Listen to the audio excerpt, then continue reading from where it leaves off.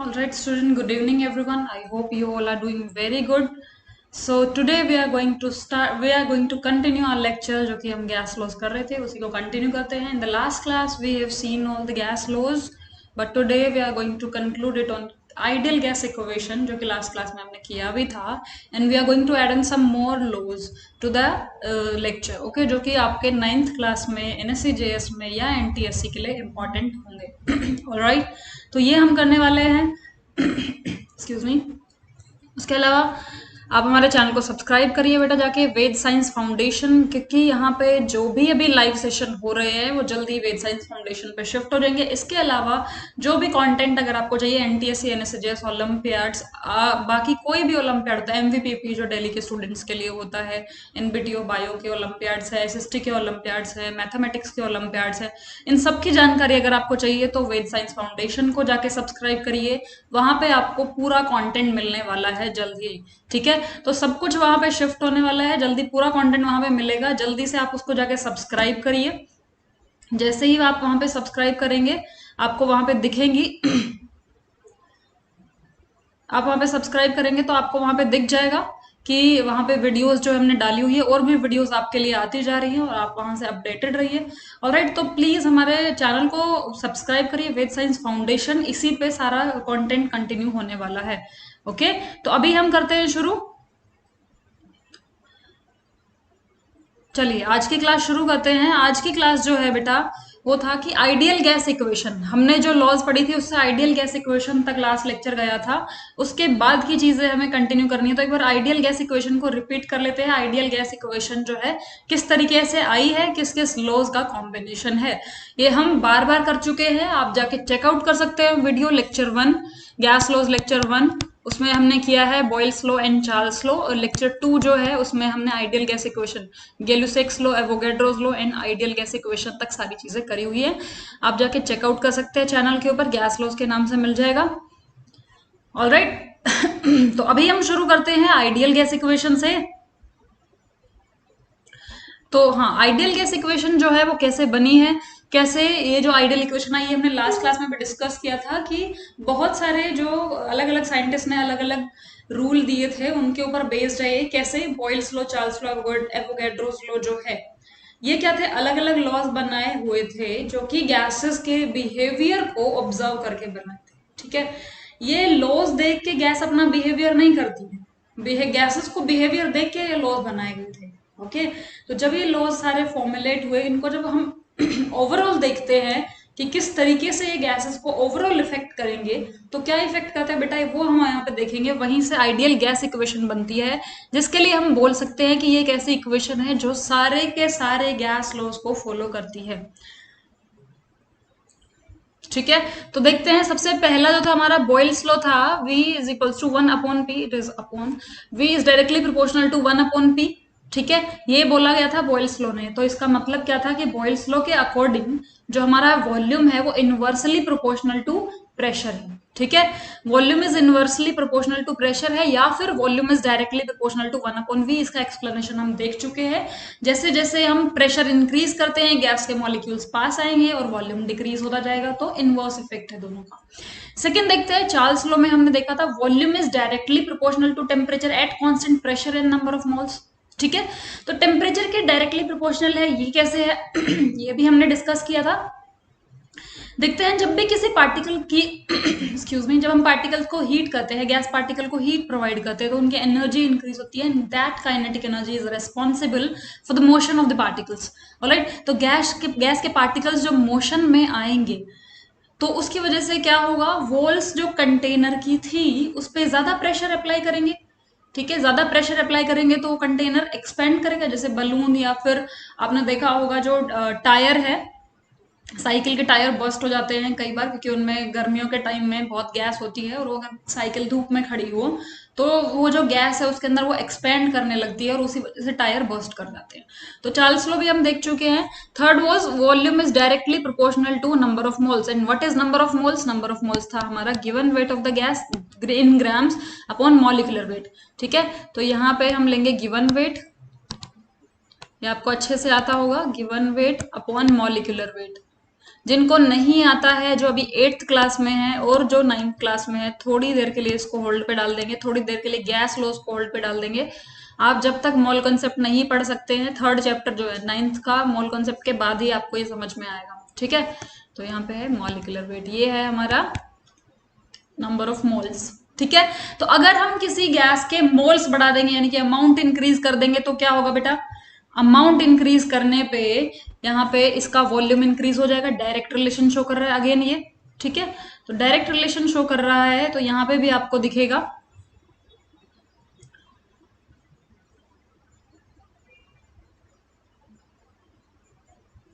All right बेटा, तो यहाँ पे हमने देखा ये तीनों गैस लॉज का जो कॉम्बिनेशन है वो क्या है कि वॉल्यूम जो है is directly proportional to number of moles and temperature and pressure.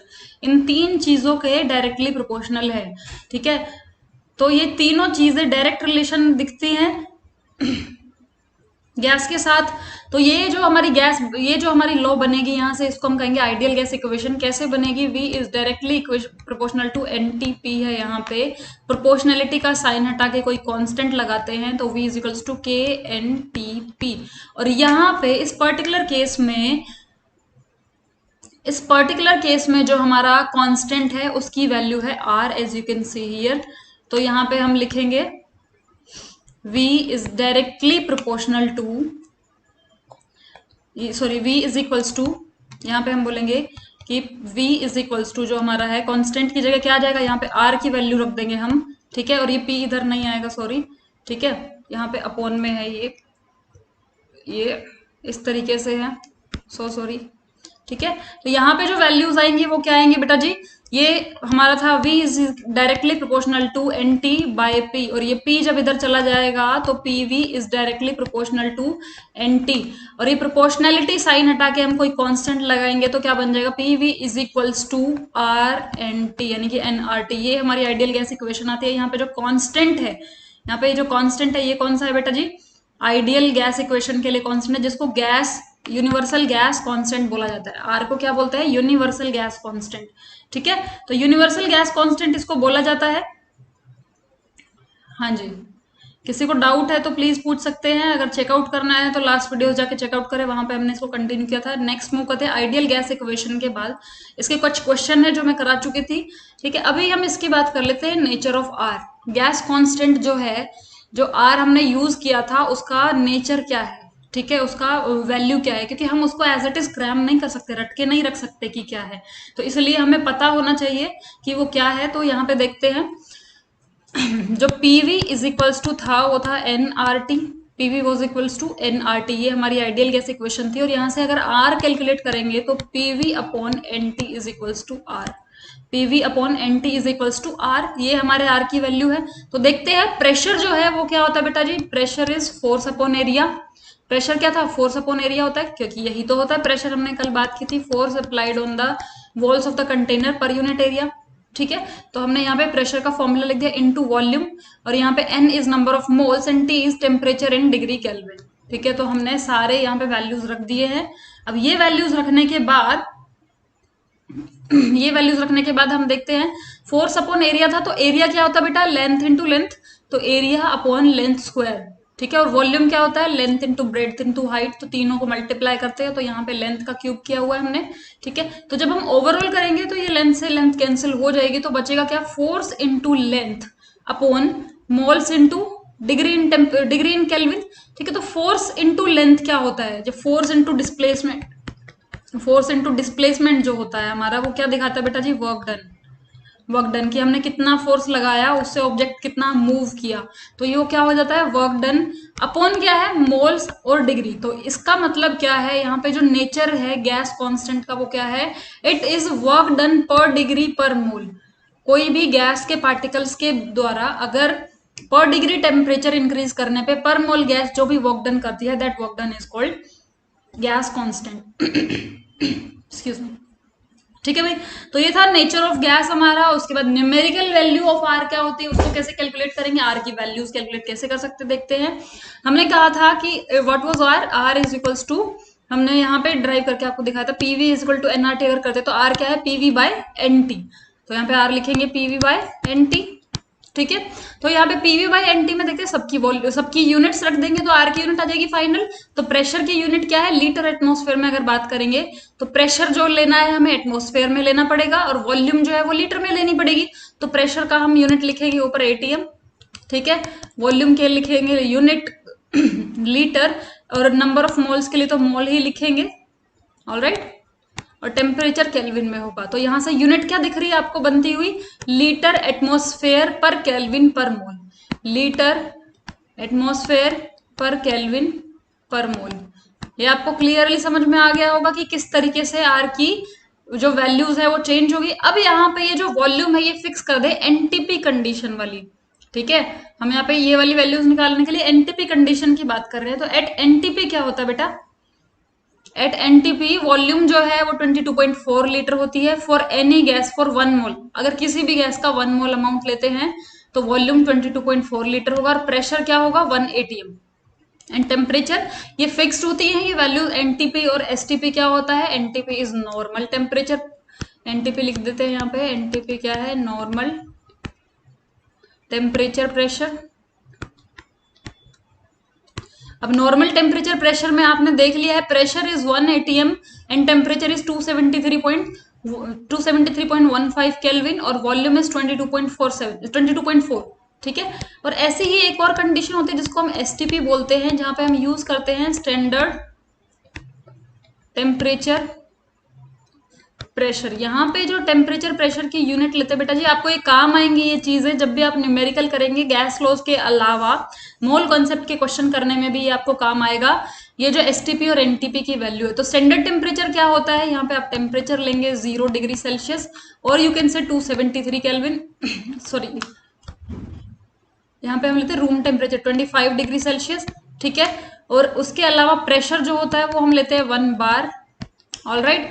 और टेम्परेचर जो होता है यहाँ पे बता दिया मैंने, प्रेशर बता दिया। वॉल्यूम जो आती है 22.7 आती है किसी भी गैस की, फिक्स्ड वॉल्यूम होती है 22.7 लीटर्स, ऑलराइट।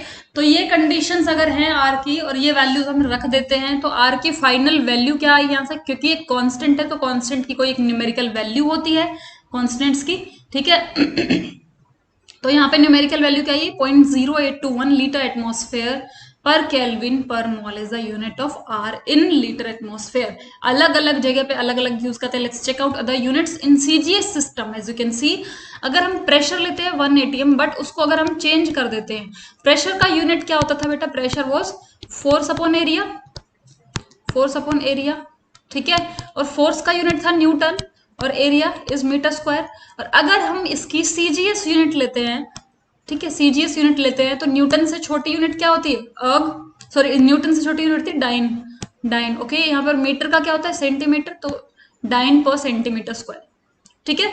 तो इस तरीके से देखेंगे तो यहाँ पे प्रेशर की वैल्यू डाइन में कन्वर्ट कर दी हमने, वॉल्यूम सेंटीमीटर क्यूब में है, ठीक है। टेम्परेचर दिया हुआ है यहाँ पे 273.15 केल्विन, ठीक है। अब अगर ये कंडीशंस रखते हैं, अच्छा ये जो यूनिट्स है किस टाइम पे आर की कौन सी यूनिट लेनी है, ये किस पे डिपेंड करता है बेटा,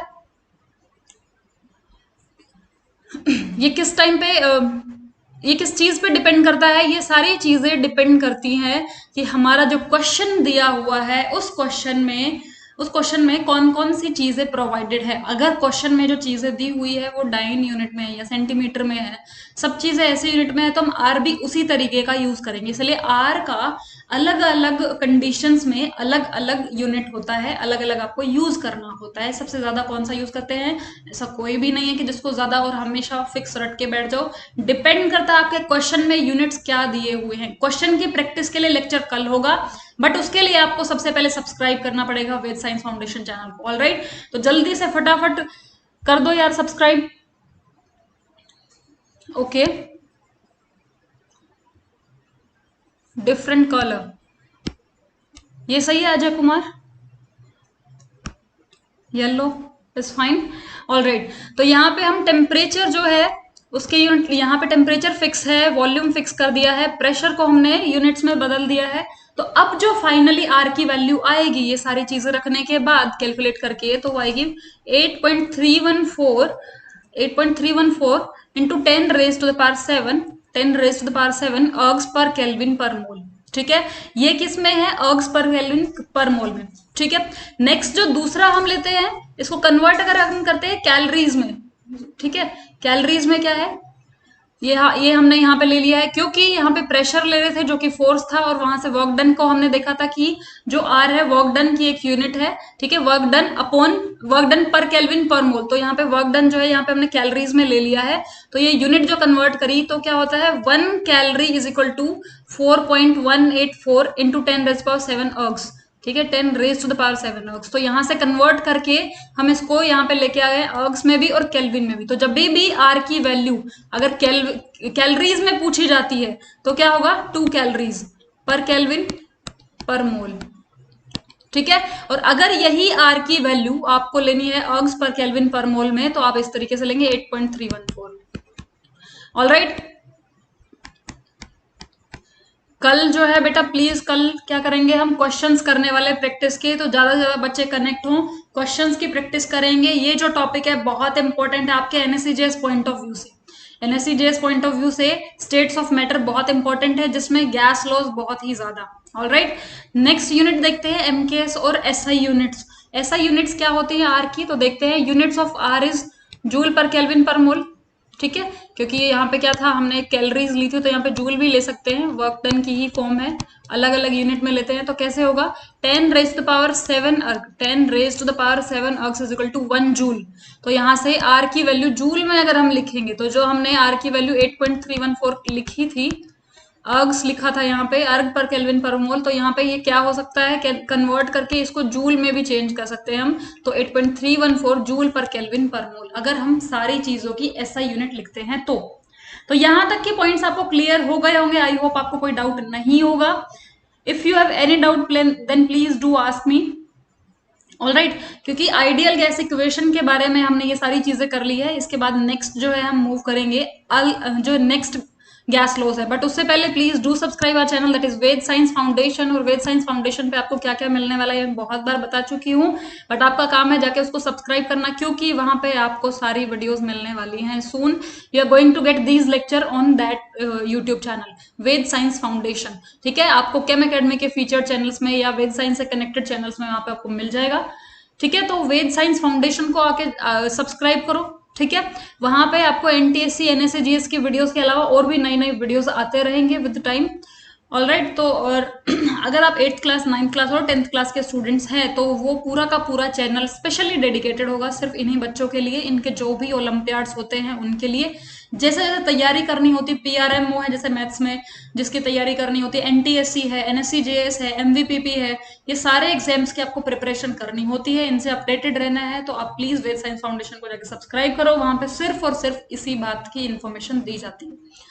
ओके ओके, तो नेक्स्ट मूव करते हैं भाई, हम देखते हैं क्या है। नेक्स्ट इज क्वेश्चंस है, यहाँ पे क्वेश्चन चेकआउट कर लेते हैं। A sample of neon gas occupies. अब देखो हमने क्या बोला था कि हमारी जो गैस इक्वेशन थी that was PV is equals to NRT, ये थी PV is equals to NRT थी। और यहाँ पे अगर हम इसका रिलेशन देखें तो क्या हो जाएगा, PV upon T is equals to NR. अगर हम 1 मोल की बात करते हैं तो ये पूरा कांस्टेंट हो गया, तो PV upon T is equals to constant. ये हमेशा कांस्टेंट रहता है किसी भी गैस के लिए अगर उसके नंबर ऑफ मोल्स को फिक्स कर देते हैं तो। ठीक है, तो हमने यहाँ पे नंबर ऑफ मोल्स को अगर फिक्स कर दे तो ये रिलेशन आता है। तो इससे अगर हम किसी भी गैस का ये रेशो जो है कांस्टेंट रहता है, इसका मतलब क्या हुआ, यहाँ से हमारे एक चीज ड्राइव हो गया, ये P1 V1 upon T1 is equals to P2 V2 upon T2। So P1 V1 upon T1 is equal to P2 V2 upon T2। इससे हम किसी भी गैस की इनिशियल कंडीशन और फाइनल कंडीशंस को इसमें पुट करके हम वैल्यूज निकाल सकते हैं। ऑलराइट, तो यहाँ पे देखेंगे सैंपल ऑफ नियोन ऑक्यूपाइज, तो इनिशियल कंडीशन जो है वो यहाँ पे रखी जाती है और final condition P2 V2 T2 होती है। आपको देखना है sample of neon occupies 10 litre, यानी कि V1 दिया हुआ है, 27 डिग्री सेल्सियस यानी कि T1 दिया हुआ है, 133 किलो पास्कल, तो यहाँ पे P1 भी दिया हुआ है आपको, तीनों चीजें दी है, P1 T1 एंड V1 दिया हुआ है आपको। ठीक है, what would be the volume, what volume would it occupy at standard condition. अगर हम स्टैंडर्ड कंडीशंस कर देते हैं तो इसकी वॉल्यूम क्या होगी, तो आपसे पूछा गया है V2 और बोलते हैं स्टैंडर्ड कंडीशन है बाकी चीजों की। तो देखते हैं इसको कैसे करेंगे हम, V1 सॉरी P1V1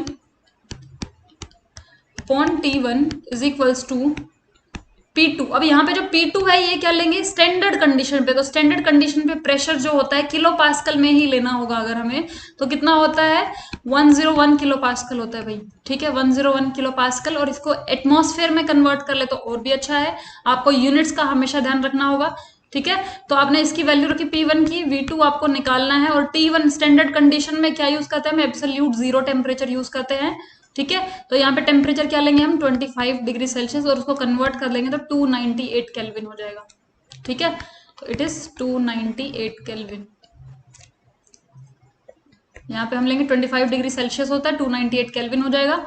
आपको सिर्फ कैलकुलेट करके V2 की वैल्यू निकालनी है। Please comment down the answer. आपको सिर्फ कैलकुलेट करना है, मैथमेटिकल है पूरा, सारी वैल्यूज रख दी गई है। आंसर बताइए जल्दी से इसका क्या होगा कमेंट करके, ठीक है। ऑल राइट, नेक्स्ट क्वेश्चन देख लेते हैं, वो भी इसी तरीके से है, वो भी इसी तरीके से है। कैलकुलेशन भाई आप खुद करेंगे, ठीक है। कल की क्लास में सारी कैलकुलेशन हम कराएंगे, कोई उसमें आपको दिक्कत नहीं होगी।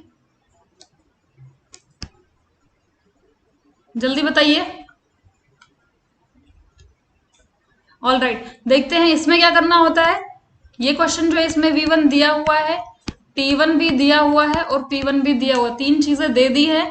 और क्या है साथ में आपसे दूसरा T2 दे दिया है और P2 दे दिया है। क्या आप यहां से V2 निकाल सकते हैं, तो सेम यही लो वहां पे लगाना है, P1V1 upon T1 is equal to P2V2 upon T2, और यहां से वैल्यूज निकाल के कमेंट करके बताने वाले हैं हम जल्दी से, ठीक है।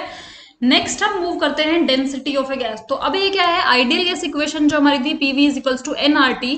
अगर हम यहाँ पे n जो है नंबर ऑफ मोल्स होते हैं, नंबर ऑफ मोल्स को कैसे कैलकुलेट करते हैं, वेट अपॉन मॉलिक्यूलर वेट, जो कि यहाँ पे लिखा हुआ है वेट अपॉन मॉलिक्यूलर वेट। तो PV is equals to weight by given weight by molecular weight RT। तो ये क्या है, हमारा नंबर ऑफ मोल्स दिखा रहे हैं, ठीक है भाई।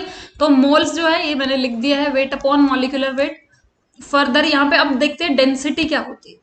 डेंसिटी होती है वेट अपॉन वॉल्यूम, डेंसिटी होती है वेट अपॉन वॉल्यूम। तो यहां से क्या आ गया हमारी Pm अपॉन RT, यहां से आ गया डेंसिटी की वैल्यू Pm अपॉन RT। तो किसी भी गैस की डेंसिटी निकालनी हो तो रिलेशन क्या होगा, हम आइडियल गैस इक्वेशन को ट्विस्ट करेंगे और उससे हम क्या निकाल लेंगे भाई, हम उससे निकाल लेंगे उसकी डेंसिटी, जो कि क्या है Pm अपॉन RT, राइट। अभी हम बहुत इंपॉर्टेंट चीज पे मूव करने वाले हैं, जो कि आज के टॉपिक का बहुत ही ज्यादा इंपॉर्टेंट है आज के लिए, क्योंकि यहाँ तक जो चीजें हैं वो हम लास्ट क्लास में कर चुके थे, बट वहां पे थोड़ा इशू थे तो इसलिए रिपीट किया। अब यहाँ से शुरू करते हैं Dalton's law of partial pressure. Dalton's law of partial pressure क्या कहता है, ये कहता है कि अगर हमारे पास एक कंटेनर है उसमें बहुत सारी गैसेस को फिल कर दिया है हमने, ठीक है, फिल कर दिया है, उसका कुछ प्रेशर होगा। लेट्स से हम जिस रूम में बैठे हैं उसमें कोई गैस फिल्ड है और उसमें बहुत सारे मिक्सचर ऑफ गैसेस फिल्ड है, ठीक है। तो आप क्या इस रूम का प्रेशर मेजर कर सकते हो, हाँ बिल्कुल, मैनोमीटर से हम प्रेशर मेजर कर सकते हैं। बट क्या आप इस रूम में इंडिविजुअल हर एक गैस का प्रेशर मेजर कर सकते हो, दिस इज द क्वेश्चन। तो उसके लिए डॉल्टन का लॉ है, Dalton's law of partial pressure. ये बहुत इंपॉर्टेंट है, ठीक है, ये बहुत इंपॉर्टेंट है क्योंकि यहां से क्वेश्चन आ सकते हैं गैस लॉज की जब भी हम बात करते हैं। So this plays an important role, all right. तो क्या है ये कहते हैं, at constant temperature the total pressure exerted by a mixture of non reacting gas is the sum of partial pressure of each gas. अभी हमने देखो क्या किया था, हमने बोला एक रूम में गैसेस फिल्ड हैं, ठीक है, और अगर उस रूम में गैसेस फिल्ड है तो उनका कुछ प्रेशर होगा, हम उस प्रेशर को मेजर कर सकते हैं, बिल्कुल मेजर कर सकते हैं। तो यहाँ पे डॉल्टन ने बताया कि वो जो टोटल प्रेशर है ना इस रूम में, वो कहाँ से आया है, वो किस चीज से आया है, वो कहते हैं वो आया है इस रूम में जितनी भी गैसेस प्रेजेंट है उन सारी गैसेस के प्रेशर, पार्शियल प्रेशर का जो सम है। कैसे, लेट्स से इस रूम में 3 गैसेस है, P1, P2 and P3 are the 3 gases, और उनका खुद का कुछ प्रेशर है P1, लेट्स से ऑक्सीजन का P1 है, नाइट्रोजन का P2 है, और कोई भी CO2 लेट्स से उसका P3 है, ठीक है। तो ये 3 गैसेस ली हमने जिनका P1, P2, P3 प्रेशर था। तो टोटल प्रेशर जो हम फाइनली कैलकुलेट करेंगे वो जो है it is the sum of all the pressure, sum of the partial pressure of all the gases present in it. So what is this partial pressure, और यही हमें कैलकुलेट करना सिखाया है डॉल्टन ने, क्योंकि हम टोटल प्रेशर तो मेजर कर सकते हैं, हमें बस ये मेजर करना है कि हमें बस ये मेजर करना है कि इस पूरे रूम में जो जो गैसेस प्रेजेंट है उनका इंडिविजुअली कितना प्रेशर होगा, ऑलराइट। तो यहां से हमें क्या करना है, पार्शियल प्रेशर कैलकुलेट करना। तो कैसे होगा, पार्शियल प्रेशर पी, यानी कि पी से जिसको डिनोट कर रहे हैं ये स्मॉल पी से, ऑफ अ गैस, ठीक है। पार्शियल प्रेशर कैसे होता है, तो फॉर्मूला दिया है mole fraction of the gas into total pressure. So this is the formula of partial pressure of a gas, that is mole fraction of that gas multiplied by total pressure. Now how do we calculate the mole fraction of any gas, ठीक है। किसी भी gas का mole fraction कैसे calculate करते हैं वो देखते हैं। तो इसमें क्या हुआ, डाल्टन ने कहा कि रूम में जितनी भी गैसेस है उनका प्रेशर पी है, वो जो प्रेशर था वो सम है सारी गैसेस के प्रेशर का, सारी गैसेस के पार्शियल प्रेशर का, पार्शियली जो अपना अपना कॉन्ट्रीब्यूशन दे रही है उनका सम था, ठीक है। बट अगर हम देखें पार्शियल प्रेशर कैसे निकालेंगे, तो उसके लिए फॉर्मूला क्या है, mole fraction into total pressure. अब हमें नेक्स्ट स्टेप क्या करना है, मोल फ्रैक्शन, क्योंकि अभी आप जो ऑडियंस है आपने अभी क्या है यहाँ पे ये देखा नहीं है मोल फ्रैक्शन वाला, जो हम class third sorry chapter third जो 9th क्लास का, तो अदरवाइज आपको पता होता, नहीं भी पता है तो मोल फ्रैक्शन देख लेते हैं। फॉर अ गैस ए, अगर कोई भी सॉरी गैस है हमारे पास जिसका 1 नाम लिया हमने, कोई भी गैस है 1, तो उसका जो हमारे पास पार्शियल प्रेशर है वो क्या होगा, तो वो क्या होगा, mole fraction x1, x1 is mole fraction, mole fraction, alright, into total pressure. तो पार्शियल प्रेशर निकालने का तरीका क्या है, मोल फ्रैक्शन जिसको हम x1 से डिनोट कर रहे हैं, into total pressure into p। तो x1 into this star represents into, तो x1 इनटू p, तो ये हो गया पार्शियल प्रेशर निकालना। लेट्स से कैसे किया, मोल फ्रैक्शन, हाँ अब ये देखना है कि मोल फ्रैक्शन कैसे निकाला, ये जो x आया है x1 x2 x3 इस तरीके से, व्हाट इज दिस x, तो कहते हैं if n1 n2 and n3 are the moles of non reacting gases 1 2 3, अगर हमारे पास इस रूम में 3 गैसेस हैं, लेट्स से 1 2 3 3 गैसेस हैं, उनके मोल्स अलग अलग मोल्स हैं। मोल्स कैसे कैलकुलेट करते हैं, अमाउंट से, ठीक है। मोल्स कैसे कैलकुलेट होंगे, अमाउंट से, और उस मोल से हम मोल फ्रैक्शन निकालेंगे, मोल फ्रैक्शन से हम पार्शियल प्रेशर निकालेंगे, ठीक है। सो this is the purpose of this like gas law, Dalton's ने जो कहा है उसका पर्पस यही है कि हम पार्शियल प्रेशर निकाल सके। तो n1 n2 n3 are moles of non reacting gases 1 2 3 respectively filled in a vessel of volume v, एक ऐसे वेसल में है जिनकी वॉल्यूम v है और टेम्परेचर t है, एक कंटेनर में गैसेस फिल्ड है 1 2 3 नाम से। तो मोल फ्रैक्शन अगर हम किसी गैस का निकालेंगे, लेट्स से गैस 1 का मोल फ्रैक्शन निकालेंगे, तो उसको रिप्रेजेंट करेंगे x1 से। ये एक्चुअल में चाय होता है जो कि कुछ इस तरीके से टेढ़ा मेढ़ा बनाया जाता है, I don't know, I don't remember, तो ये कुछ x जैसा ही होता है, कुछ ऐसा सा बनता है ये, I don't know, XA XB इस तरीके से, ठीक है। तो ये जो मोल फ्रैक्शन है ये क्या होगा, moles of gas 1 upon total moles, this is the formula. Mole fraction का फॉर्मूला क्या है, let's say 3 gases are there 1 2 3, then mole fraction of 1, mole fraction of 1, first जो गैस है वो क्या होगा, मोल्स ऑफ 1, जो फर्स्ट गैस है उसके मोल अपॉन टोटल मोल्स, ठीक है। कैसे करेंगे हम, लेट्स से हमारे पास गैस 1 जो है उसके 2 मोल्स प्रेजेंट है, हम ये अज्यूम कर लेते हैं, ठीक है। लेट्स से यहीं पे लिख के देख लेते हैं, हमारे पास जो गैस 1 है it has 2 moles, let's say gas 2 is having 3 moles and gas 3 is having 5 moles. Let's assume this. Alright, then how do we calculate the mole fraction of gas 1? It is equals to, यहाँ पे देख रहे हैं mole fraction यानी कि x1, ये कैसे calculate होगा, मोल फ्रैक्शन ऑफ 1 का मोल कितना है 2, डिवाइड बाय टोटल मोल कितना हो गया 5 3 2 यानी कि 10, ठीक है। तो क्या हो गया 1/5 is the mole fraction of gas 1। Now, in the similar way, we can calculate mole fraction of gas 2, x2. It is equals to mole fraction of 2. यहाँ पे second के मोल कितने 3 divide by 10 total moles, ठीक है। And similar way x3 it is equals to 5/10. So in this way we can calculate mole fraction of any gas. तो mole fraction के लिए क्या चाहिए, हमें सिर्फ मोल्स चाहिए, और मोल्स के लिए क्या चाहिए उस गैस का, ये हम मोल कंसेप्ट में पढ़ेंगे अच्छे से। मोल कंसेप्ट का लेक्चर देखने के लिए अपडेटेड रहिए और वेद साइंस फाउंडेशन चैनल को सब्सक्राइब कर दीजिए जल्दी से। तो यहाँ पे अभी देखते हैं मोल फ्रैक्शन हमने निकाल लिया, हमारे पास इस रूम में जो भी गैसेस थी उन सबका मोल फ्रैक्शन हमें पता चल गया है। तो अब हम पार्शियल प्रेशर मतलब हर एक गैस का इंडिविजुअल प्रेशर कैसे निकालेंगे, मोल fraction multiply by total pressure से। कंटेनर में जितनी भी गैस है उनका टोटल प्रेशर जो भी, ठीक है। अब नेक्स्ट चीज देखते हैं, जो मोल फ्रैक्शंस होते हैं उनका सम जो है, लेट्स से 3 चीजें हैं यहाँ पे, तो मोल फ्रैक्शन जो है उनका सम जो है हम टोटल लेते हैं आउट ऑफ 1। आउट ऑफ 1 किस गैस का कितना परसेंटेज है, ये आएगा आउट ऑफ 1 हमेशा, ठीक है। तो आउट ऑफ 1 आता है, यानी कि x1 plus x2 plus x3 का सम हमेशा 1 होना चाहिए, ठीक है। तो ऐसा डिस्ट्रीब्यूट हम कर लेंगे तो इस तरीके से कैलकुलेट करके किया जा सकता है। तो मोल फ्रैक्शन हमने कैलकुलेट किया, जहां से हम क्या कर सकते हैं, पार्शियल प्रेशर काउंट कर लेंगे, ठीक है। और यही हमारा पर्पस था कि पार्शियल प्रेशर कैसे निकलता है किसी भी गैस का, तो ये कैसे होता है, mole fraction multiply by total pressure. I think this is clear to you guys. If you have any doubt please do ask in the comment section. Okay, all right, so let's move on to the next one. So before that please do subscribe our channel Ved science foundation. और Ved science foundation पे क्या है ये मैं आपको already बता चुकी हूँ, तो जाके केम अकेडमी के फीचर्ड चैनल्स में जाके चेकआउट कर सकते हैं, या आप डायरेक्टली भी वेद साइंस फाउंडेशन देखेंगे वहां पे आपको मिल सकता है। अभी वहां पे सारा कंटेंट शिफ्ट होने वाला है, अभी वहां पे कुछ कुछ वीडियोस जा रही है, एंड अपडेटेड रहिए। पूरा 9th 10th और 8th क्लास के बच्चों के लिए पर्टिकुलरली पूरा एक चैनल बनाया हुआ है जिसमें सारी वीडियोस उन्हीं के लिए होंगी, और जितने भी ओलंपियाड एग्जाम्स आपके होने वाले हैं उन सभी का इंफॉर्मेशन वहां पे मिलने वाला है।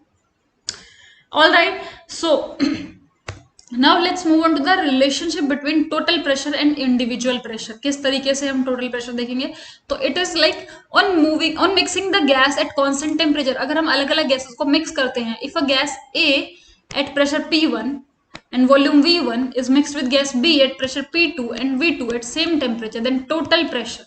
हमने क्या किया, एक गैस लिया जिसका प्रेशर हमें पता है, वॉल्यूम पता है, दूसरा एक गैस लिया जिसका प्रेशर पता है, वॉल्यूम पता है, तो टोटल प्रेशर कैसे निकालेंगे, दो बोथ वेज वर्क करता है। अगर हमें ये कैसे भी कैलकुलेट करना है, अगर पार्शियल प्रेशर दिया है तो प्रेशर कैसे कैलकुलेट होगा यहां से आप देख सकते हैं, ठीक है। तो टोटल प्रेशर जो होगा वो क्या होगा, P is equals to P1 V1 plus P2 V2 upon V1 plus V2। तो इस तरीके से आप गैस का टोटल प्रेशर निकाल सकते हैं किसी भी रूम में, यानी कि किसी भी कंटेनर में। तो किसी भी कंटेनर में अगर गैस का टोटल प्रेशर निकालना है, पार्शियल प्रेशर कैसे निकला था, mole fraction into total pressure, ठीक है। और अगर आपको टोटल प्रेशर ही निकालना दे दिया जाए तो आपको मोल फ्रैक्शन या कुछ एक ऐसी चीज दी होगी जिससे आपको यहाँ की वैल्यूज आ जाए। तो यहाँ पे टोटल प्रेशर में क्या है, वॉल्यूम पता हो अगर हमें और प्रेशर पता हो तो हम टोटल प्रेशर निकाल सकते हैं, ठीक है।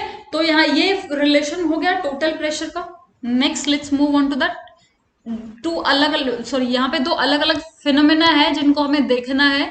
यहाँ पे डाल्टन्स लॉ खत्म होता है, डाल्टन्स लॉ के क्वेश्चंस हम कल करने वाले हैं, उसके लिए अपडेटेड रहिए। नेक्स्ट जो चीज हम देखने वाले हैं वो डिफ्यूजन एंड एफ्यूजन। 2 चीजें हैं, डिफ्यूजन एंड एफ्यूजन, ये फिनोमेना समझ लेते हैं, इन्हीं के ऊपर बेस्ड हमारा नेक्स्ट क्वेश्चन है। और गैस लॉज का बहुत इंपॉर्टेंट टॉपिक भी है, बहुत ही इंपॉर्टेंट, जो आपको आगे तक भी काम आएगा, यहाँ पे ही नहीं, आपको 11th 12th में भी काम आएगा, 9th 10th में भी काम आएगा। उसके अलावा जब आप प्योर साइंसेस पढ़ने जाते हैं ग्रेजुएशन पोस्ट ग्रेजुएशन में, वहां पे भी आपको ये पढ़ना पड़ता है, ठीक है। तो diffusion and effusion, what is diffusion, diffusion हमने गैस लॉज के चैप्टर्स में बताया था आपको, सॉरी स्टेट्स ऑफ मैटर के चैप्टर्स में बताया था। What is diffusion, diffusion is the major property of gases, gases की प्रॉपर्टी होती है। तो क्या है, tendency of every gaseous substance to distribute itself uniformly throughout the available space is known as diffusion. मतलब क्या है, डिफ्यूजन कुछ ऐसा है कि ये गैस के मॉलिक्यूल्स की टेंडेंसी होती है कि जितना उनको दे दिया वो सारे को ऑक्यूपाई कर लो, जितना वॉल्यूम अवेलेबल है ऑक्यूपाई ऑल ऑफ देम, ठीक है। तो गैस का यही नेचर जो है उसको डिफ्यूजन बोलता है। And what is effusion, the movement of a gas through a small hole when it is subjected to pressure is known as effusion. Just like हम क्या करते हैं, बलून में पिन चुबाना, वो तो टूट जाएगा, खैर अगर हम साइकिल के टायर को पंक्चर करते हैं तो क्या होगा, एक स्मॉल होल से गैस बाहर आ रही होगी, ठीक है। That diffusion, that mixing is called effusion, क्योंकि एक साइड प्रेशर ज्यादा है, बाहर प्रेशर कम है। तो यहाँ पे ये जो फिनोमेना है ये डिफ्यूजन से अलग है, क्योंकि डिफ्यूजन में जो है इंटरमिक्सिंग होती है सब्सटेंस की अपने आप, और यहाँ पे क्या है, एक्सटर्नल प्रेशर है, ठीक है, when it is subjected to pressure, ठीक है, तो डिफ्यूजन और एफ्यूजन दोनों में डिफरेंस आपको आई होप क्लियर हो गया होगा। Now let's move on to the next thing which is Graham's law of diffusion और एफ्यूजन। ग्राहम्स लॉ है, ये कैसे काम करता है देखते हैं। At constant temperature and pressure, constant temperature and pressure, pressure और टेम्परेचर को नहीं छेड़ना, रेट ऑफ डिफ्यूजन और effusion of a gas is inversely proportional to square root of its density. इसका क्या मतलब है? इसका क्या मतलब है कि कोई भी गैस अगर डिफ्यूज करती है या इफ्यूज करती है, ठीक है, इफ्यूजन में भी उसको क्या अपनी एनर्जी एक्सर्ट करके मोशन में रहना होता है, तभी वो एस्केप कर सकती है, और डिफ्यूजन में भी मिक्सिंग होनी होती है। तो इसमें क्या है कि अगर टेम्परेचर को कांस्टेंट कर दिया जाए और प्रेशर को कांस्टेंट कर दिया जाए, टेम्परेचर प्रेशर में कोई चेंज अगर नहीं करते, सिर्फ मास को वेरिएट करेंगे, तो rate of diffusion is inversely proportional to square root of density. Inversely proportional to square root of density. अब ये क्या चीज है? ये कहता है कि जैसे जैसे डेंसिटी इंक्रीज होगी, मास जो है, सॉरी, रेट जो है वो कम होता जाएगा। ये कुछ ऐसे हो गया कि जब कहीं भी रेस हो रही होती है, वहां पे दो लोग भाग रहे होते हैं, एक बहुत मोटा होता है, एक बहुत पतला आदमी होता है ना। तो ऐसा यूजुअली होता है, मैं किसी पे डायरेक्ट कमेंट नहीं कर रही हूँ, ऐसा यूजुअली होता है कि मोटा जो आदमी है वो रेस में धीरे भागेगा और पतला जो आदमी है वो रेस में बहुत तेज। वॉल्यूम इज डेंसिटी, तो यहाँ पे देखते हैं मास के डायरेक्टली प्रोपोर्शनल हो रहा है, मतलब ये, सॉरी, डेंसिटी मास के डायरेक्टली प्रोपोर्शनल है, ठीक है। तो इसका मतलब क्या है, मास अगर इंक्रीज होता है तो डेंसिटी इंक्रीज हो रही है, और वहीं से हमारा रेट ऑफ डिफ्यूजन डिक्रीज हो रहा है। तो यानी कि हैवी गैस जो भी होगी वो धीरे मूव करेंगी और lighter gas will move faster. So if R1 and R2 are two rates of diffusion of two gases and D1 and D2 are their respective densities. So R1 and R2 क्या है बेटा? Rate of diffusion की बात करते हैं। दो gases है, अब हमें देखना है कि अगर हम दोनों को फ्री छोड़ दे तो कौन सी गैस ज्यादा मूव करेगी, कौन सी गैस बहुत ज्यादा मूव करेगी। तो क्या है, two gases we have considered R1 and R2, they are two gases, then rate of diffusion of two gases and density D1 D2 with respect to the density D1 D2 क्या होगा। तो यहाँ पे होगा रेट जो है inversely proportional है, तो देखिए R1 नीचे D1, R2 के लिए ऊपर D2, ठीक है। तो इसका मतलब क्या है, ये इनवर्स रिलेशन शो कर रहे हैं, इनवर्स रिलेशन शो कर रहे हैं। बेटा प्लीज अगर किसी को डाउट है आप पूछ लेंगे, ठीक है। तो ये इनवर्स रिलेशन दिखाया है इन्होंने डेंसिटी के, तो R1 जो है वो क्या होगा 1/√D1 और R2 जो है वो क्या होगा 1/√D2। इन दोनों को जब कंबाइन करेंगे तो R1/R2 इस तरीके से लिखेंगे तो हमारे को मिलेगा D2/D1, ठीक है। और मासेस के केस में, क्योंकि मैंने अभी बताया डेंसिटी जो है मास के डायरेक्टली प्रोपोर्शनल है, डेंसिटी मास के डायरेक्टली प्रोपोर्शनल है, तो यहाँ पे क्या होगा, जो डेंसिटी फॉलो कर रही है वही सेम मास फॉलो करेगा, वही सेम मास भी फॉलो करेगा। ऑल राइट, चलिए, तो ग्राहम्स लॉ ऑफ डिफ्यूजन में हमने देखा कि डिफ्यूजन क्या होता है, इंटरमिक्सिंग होती है, और इंटरमिक्सिंग जो है उसके लिए एनर्जी चाहिए होती है, और जितना लाइट मॉलिक्यूल होगा वो ज्यादा तेजी से भागेगा, उसकी काइनेटिक एनर्जी ज्यादा होगी, ठीक है। तो क्योंकि वो भी मास के डायरेक्टली प्रोपोर्शनल हो रही है, नहीं सॉरी, इसमें हम डेंसिटी की बात कर रहे हैं। डेंसिटी जो है वो अगर ज्यादा होगी तो हैवी पार्टिकल होंगे वो धीरे भागेंगे, ऐसा कंसीडर किया जाता है, ठीक है। तो यहाँ पे हमने देख लिया कि हैवी चीज जो है वो धीरे भागेगी क्योंकि मास के इनवर्स रिलेशन शो करता है। इसके अलावा किस किस फैक्टर पे हमारा डिफ्यूजन जो है वो डिपेंड करता है, देख लेते हैं। रेट ऑफ डिफ्यूजन क्या है, रेट ऑफ डिफ्यूजन क्या होता है, वॉल्यूम डिफ्यूज्ड और effused upon time taken, volume diffused और इफ्यूज्ड अपॉन टाइम टेकन, ठीक है। उसके अलावा मोल्स डिफ्यूज और इफ्यूज्ड अपॉन टाइम टेकन, यहाँ पे वॉल्यूम बोल रहे हैं या मोल्स क्या बोल रहे हैं, अमाउंट की ही बात कर रहे हैं कि कितना अमाउंट। तो यहाँ पे देखेंगे R1/R2 क्या है, डायरेक्ट रिलेशन है, R1 is directly proportional to V1 upon T1, ठीक है। और यहाँ पे R2 directly proportional to V2 upon T2। तो ये किस तरीके से वेरी कर रहा है, टाइम नीचे है और यहाँ पे जो मोल्स है या फिर वॉल्यूम है वो ऊपर है, ठीक है। तो ये यहाँ पे हो गया R1 जो है वो क्या है V1 upon T1 and R2 जो है वो है V2 अपॉन T2। इस तरीके से आपका रेट ऑफ डिफ्यूजन वेरी करेगा वॉल्यूम और टाइम के साथ, ठीक है। ये रिलेशन शो करेगा। तो ये कैसे, किस टाइम पे आपको कौन सा रिलेशन अप्लाई करना है, ये सारी चीजें किस पे डिपेंड करेगी, आपके क्वेश्चन के ऊपर। जो क्वेश्चन हम कल करेंगे उनमें आपको सारे चीजों के प्रैक्टिस क्वेश्चन मिलेंगे, आप उनको देखते रहिए। नेक्स्ट जो चीज है rate of diffused rate of diffusion जो है वो is directly proportional to pressure, ठीक है। प्रेशर के भी डायरेक्टली है, अगर ज्यादा प्रेशर है लगा दिया हमने तो रेट ऑफ डिफ्यूजन इंक्रीज हो, तो R1 is directly proportional to P1 and R2 is directly proportional to P2। इस तरीके से आपको डायरेक्ट रिलेशन शो हो रहा है प्रेशर का रेट ऑफ डिफ्यूजन के साथ।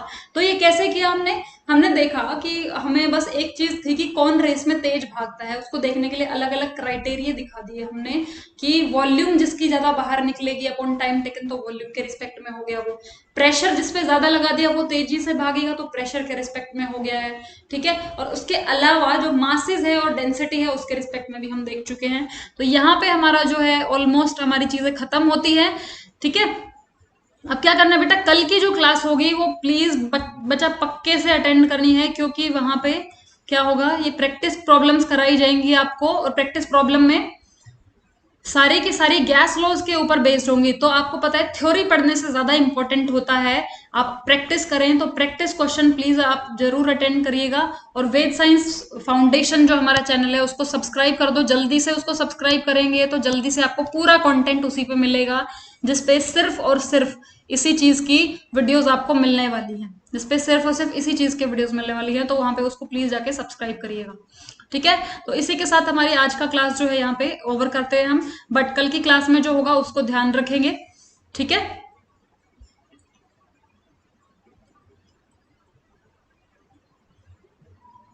ऑलराइट, इसके अलावा जो हम क्या कर सकते हैं बेटा, हमारा जो चैनल है टेलीग्राम चैनल उसको भी सब्सक्राइब कर सकते हैं, उसका लिंक भी मैं आपको यहीं पे दे रही हूँ। उस पर आपको बहुत सारे PDF भी मिलने वाले हैं और सारे लेक्चर्स के लिंक्स भी वहीं मिल जाएंगे। हमारा यूट्यूब चैनल है @वेद साइंसेज,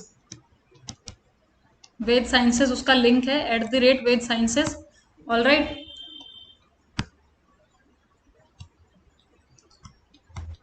और ये किस नाम से मिलेगा, वेद साइंस फाउंडेशन नाम से आपको मिल जाएगा, वेद साइंस फाउंडेशन, ठीक है भाई। तो चलिए नेक्स्ट क्लास में कंटिन्यू करते हैं इसके आगे। गैस लॉज हो चुके हैं और उसके बाद हमें क्या करना है, इसके क्वेश्चंस करने हैं नेक्स्ट क्लास में, ठीक है। All right, see you in the next class, bye bye.